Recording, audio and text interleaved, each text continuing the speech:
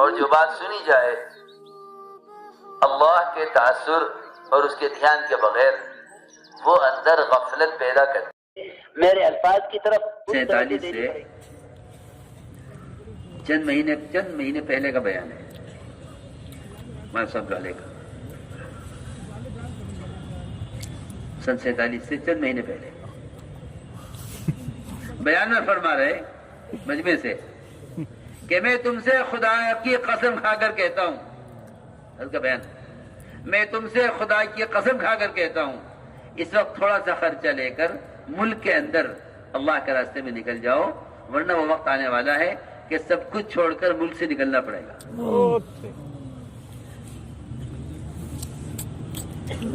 یہ اس کا بیان ہے، اس پر یاد آیا کہ میں تم سے خدا کی قسم کھا کر کہتا ہوں اس وقت تھوڑا سا خرچہ لے کر ملک کے اندر نکل جاؤ اللہ کے راستے میں، اور اگر تم نے اب یہ نہ کیا تو سب کچھ چھوڑ کر زمین جائیداد کمایا ہوا جمع کیا ہوا جو کچھ بھی ہے سب کچھ چھوڑ کر ملک سے باہر نکلنا پڑے گا۔ اس کا بیان ہے۔ تو کسی نے اس سے کہا کہ آپ اخبار تو پڑھتے نہیں، رب نے فرمایا اخبار پڑھنے والے ہی تو اندھے ہوتے ہیں۔ سنو تو صحیح رب کی بات، فرمایا اخبار پڑھنے والے ہی تو اندھے ہوتے ہیں، اخبار پڑھنے والوں ہی کی سوچ تو الٹی ہوتی ہے۔ اخبار پڑھنے والے یہ کبھی بھی نہیں سمجھ سکیں گے کہ اللہ کے ضابطے کیا ہیں، کیونکہ اللہ کے ضابطے قرآن میں ہے، اخبار میں نہیں ہے۔ سیدھی بات ہے، اللہ کے ضابطے قرآن میں ہے۔ جی ہاں، قرآن اللہ کا ضابطہ ہے، قرآن اللہ کا قانون ہے، ہم یہ کریں گے، ہم یہ کریں گے، ہم یہ کریں گے۔ جی ہاں، اور جب یہ ہوگا جب ہم یہ کریں گے، جب یہ ہوگا ہم یہ کریں گے۔ پورا قرآن پڑھتے چلے جاؤ، ہم کس عمل پر کیا کرتے ہیں۔ ہم جب ان تعودوا نعود، اگر تم پلٹو گے گناہوں کی طرف ہم پلٹیں گے عذاب کی طرف، فوراً تم جاؤ گناہوں کی طرف ہم جائیں گے عذاب دینے کی طرف۔ اللہ فرما رہا ہے وَلَن تُغْنِيَ عَنْكُمْ فِئَتُكُمْ شَيْئٌ وَلَوْ كَثُرَتْ، اور اگر تم نے ایسا کیا تو تمہاری فوجیں، تمہاری طاقت، تمہارے حامی اور تمہارے ساتھ دینے والے تمہیں کوئی نفع نہیں دے سکیں گے، اگرچہ ان کی تعداد کتنی بھی زیادہ ہو جائے۔ جی ہاں، تم اگر اس چکر میں ہو کہ تمہاری اکثریت ہو جائے گی، تم غالب آ جاؤ گے، اللہ تعالیٰ کے یہاں مدد کرنے کے لیے اکثریت کوئی چیز نہیں ہے، اکثریت کوئی چیز نہیں ہے۔ مسلمان کبھی اکثریت سے غالب نہ آئے ہیں نہ کبھی آئیں گے، کیونکہ صحابہ خود فرماتے ہیں کہ ہم کبھی اکثریت سے غالب نہیں آئے،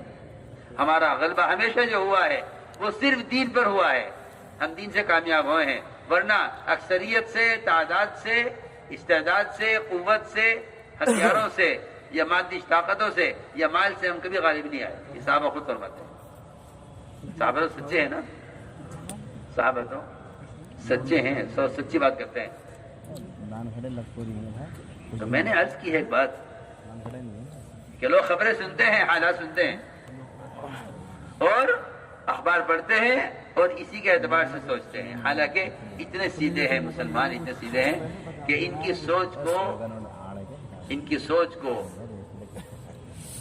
سوچ کو دشمن اپنی سوچ کے مطابق کرنے کے لیے خبریں دیتا ہے۔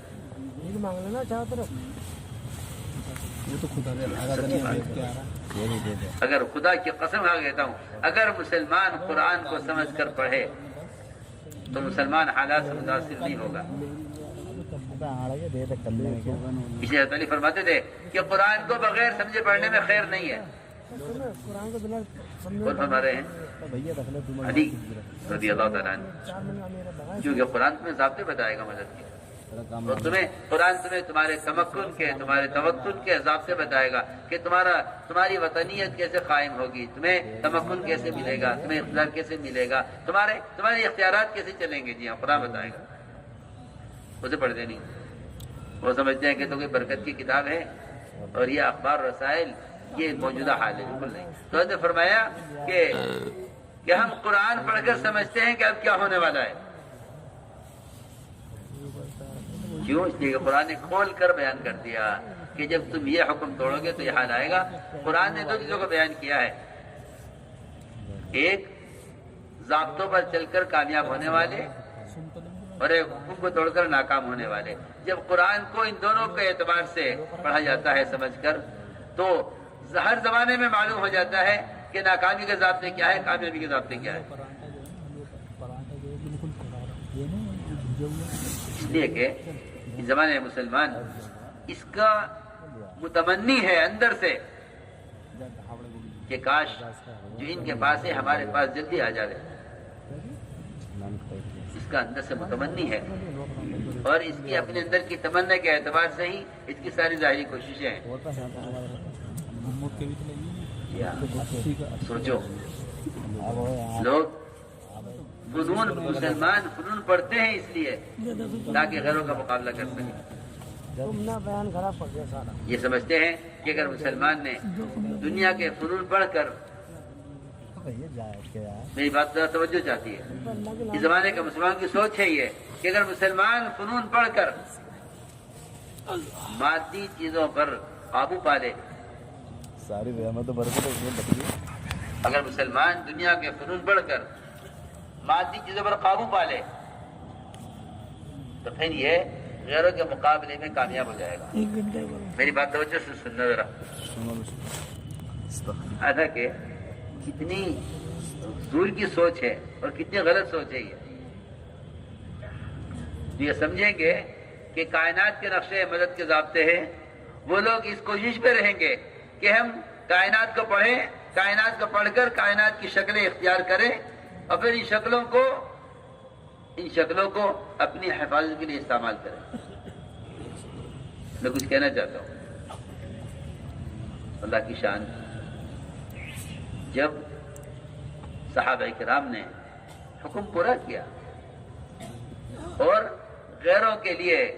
سوائے ان کی ہدایت کے اور سوائے ان کو جہنم سے بچانے کے ان کے ملک و مال کا ارادہ نہیں کیا اور صرف ان کی ہدایت کی تمنا رکھی، تو اگر کوئی رکاوٹ ان کے راستے میں پیش آئی، کوئی رکاوٹ ان کے راستے میں پیش آئی، تو اللہ نے یہ نہیں کہا کہ تم یہ سیکھ کر ان کا مقابلہ کرو، بلکہ یہ کہا کہ تمہیں اگر کوئی رکاوٹ پیش آ رہی ہے تو اس رکاوٹ کو ہم اس طرح ہم دور کریں گے، اس رکاوٹ کو ہم دور کریں گے۔ درخت کی تازہ ٹہنی، درخت کی تازہ ٹہنی جو آپ جانتے ہیں کہ اس میں کتنی لچک ہوتی ہے اور وہ کتنی کمزور ہوتی ہے، صحابی نے اس درخت کی ٹہنی کو اٹھایا، ابھی ہاتھ میں آئی نہیں تھی کہ اللہ تعالیٰ نے اس کو ایک مضبوط لوہے کی تلوار بنا دیا۔ سے لو، تم یہ سمجھتے ہو کہ تم ہمارے اعمال اور ضابطے اور فرائض کو چھوڑ کر مادی طاقتوں کے ذریعے مقابلہ کر لو گے اور ہمیں تحفظ کر لو گے؟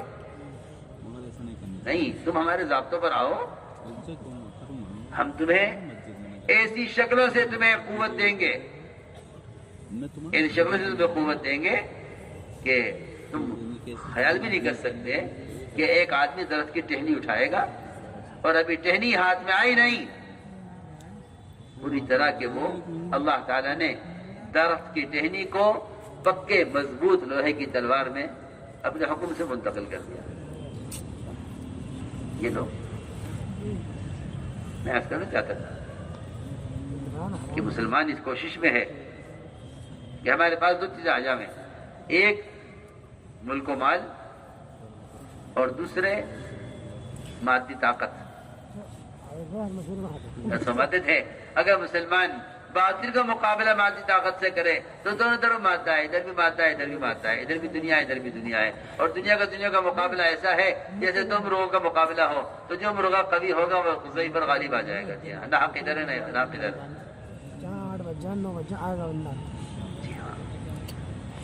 کمزور ایمان والے تمنا کر بیٹھے،